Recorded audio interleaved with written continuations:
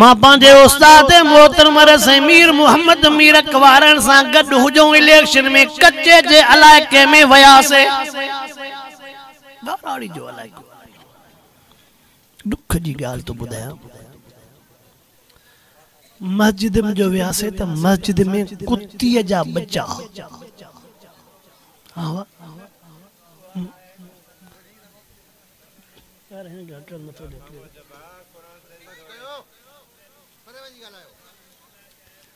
बाबा साईं मूं अखियुनि सां ॾिठो मस्जिद में कुत्तीअ जा बच्चा माना कुत्तीअ बच्चा तॾहिं ॼणिया जो मस्जिद में कोई अचण वारो न हो नी बाबा पोइ उस्ताद जी अखियुनि मां पाणी वही वियो वरी हिकिड़े ॿिए ॻोठ में वियासीं मस्जिद में ड्रब ॼमिया पिया बाबा पोइ थोरो थदरी दिलि सां सोचो जॾहिं असां रब जे घरनि जो हाल इहो कंदासीं त पोइ असांजे घरनि जो हाल छा हूंदो या अय्युहल इंसान मा गर्रक बिरब्बिकल करीम रब सां जो फिटाईंदासे रब जे घरनि खे जो ग़ैर आबाद कंदासे पोइ असांजा घर कीअं आबाद थींदा आवाज़ आई चो असांजा घर हकीकत ॿुधायो अॼु वॾी दाह इहा हूंदी आहे त घरनि में जिन आहिनि घरनि में मुसीबत आहे बेबरकती आहे घर गोरो आहे निमाज़ बि न हूंदी क़ुर बि न हूंदो त पोइ घर गोरो न थींदो त ॿियो छा थींदो आवाज़ आई ओ मुसलमानो तवज्जो तको जॾहिं घरनि में निमाज़ बि न हूंदी घरनि में ज़िक्र बि न हूंदो कलाम अल्लाह जी तिलावत न हूंदी पोइ इहो घर ॼण त वेरान डटल वेरान घर वांगुर फिटल बयाबान धरतीअ वांगुर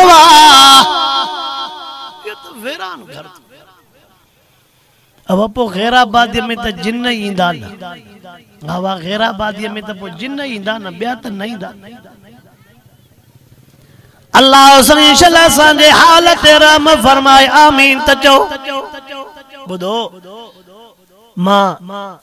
हिकिड़े कच्चे जे इलाइके में वयुमि वॾो बंगलो ठहियल हो पोइ मां चयो यार इहो वॾो बंगलो ईअं ग़ैराबादी थी नज़र अचे थोरो ॻाल्हि सम्झिजो चए साईं जिन बंगलो ठारायो उहे हुया त वॾा ज़मींदार पर पाण में मसइलो थी पियो खून थी वियो ईअं हलिया विया ईअं ई घर बंदि रहियो हाणे त जे सूरत हाल इहा आया जो सांझीअ खां बाद में जो बंगले में छड़ो रड़ियूं दाऊं हूंदियूं आहिनि हाणे उहो त बंगलो 2.5-3 करोड़ वया पर ओसे पासे वारा घर भी हा बा ओसे पासे वारा घर भी पर वो हुयो ज़ालिम जाबा वो हुयो गरीबन सा जुल्म करण वारो डाढो करण वारो बाबा गरीबन जी रत जंहिं जाइ ते गॾु थींदी त पोइ दाऊं ऐं कूका त हूंदियूं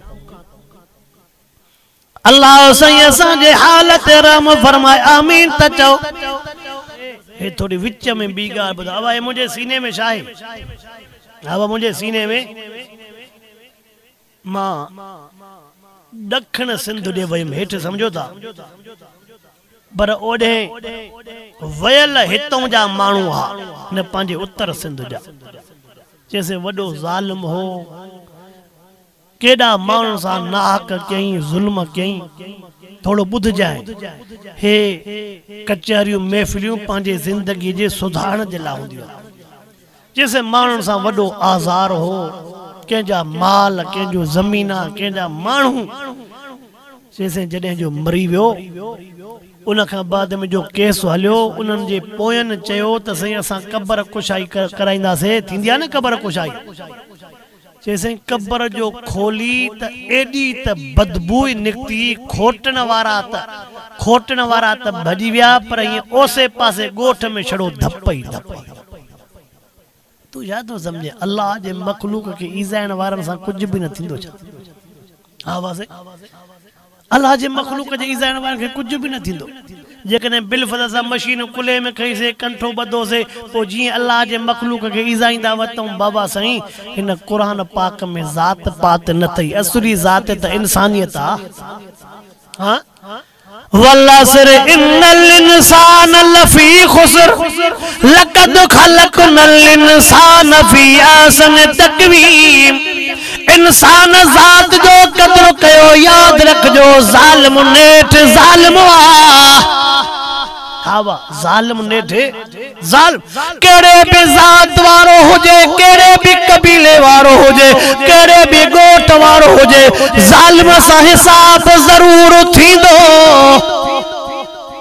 अल्लाह शल जुल्म का बचाए, आमीन तजो आमीन चो। अल्लाह सही शल जुल्म का बचाए, रब करीम शल मौज फरमाए। ये दुआ भी कयो त अल्लाह सही हर एक के पंजे अमन सुकून सा जिंदगी गुजारण जी तौफीक अता फरमाए। ओ बाबा सही मां भी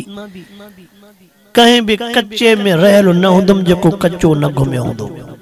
जावा ओ तुझे कश्मीर